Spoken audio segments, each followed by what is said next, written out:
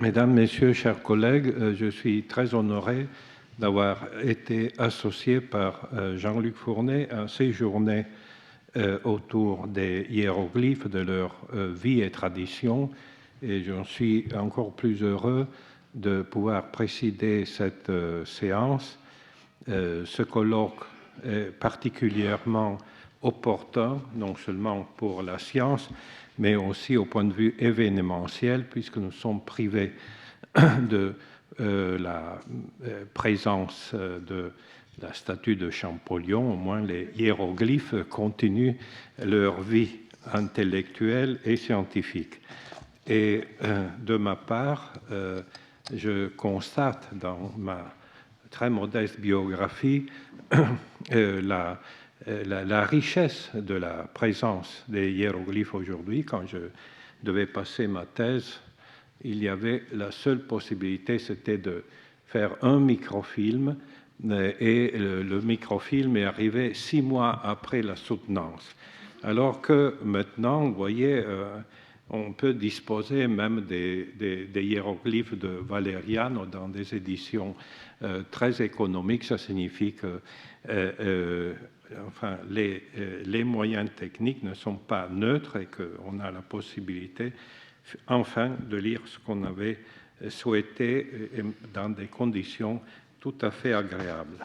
Et je termine ce remerciement en rappelant ce qui m'avait fasciné de cette tradition des hiéroglyphes, c'est-à-dire qu'au cœur du XVIe siècle, cette sagesse classique se réunit autour des hiéroglyphes, déjà le titre Hieroglyphica sive de sacris Egyptiorum litteris commentarii de Valeriano dit bien que tout se réunit autour de ce symbole.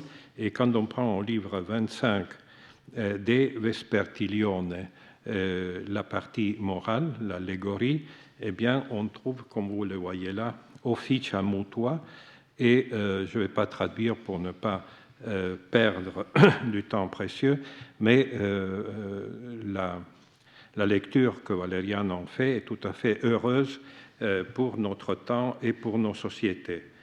Mirum vero illud inter hoc tam brutum genus, c'est-à-dire le genus de Vespertilionis, quod tanta se humanitate complectuntur, ut nulla convenientius specie figurative officia mutua describas, quam per Vespertilione alterum ab alterum catenatim dependentes. Magnifique. Hein? Alterum ab altero catenatim, comme on le voit, dependentes. Abet enim id genus mutuam inter se quandam benevolentiam, terme ciceronien magnifique, sepe veluti catena quadam contexta, si qua ulli vis inferatur, mutuo sibi coerent, imbecillitate suae opem sibi invicem afferentes. Donc on pallie la fragilité de notre expérience humaine par la solidarité, et voilà la belle image qui nous est léguée par cette tradition des hiéroglyphes.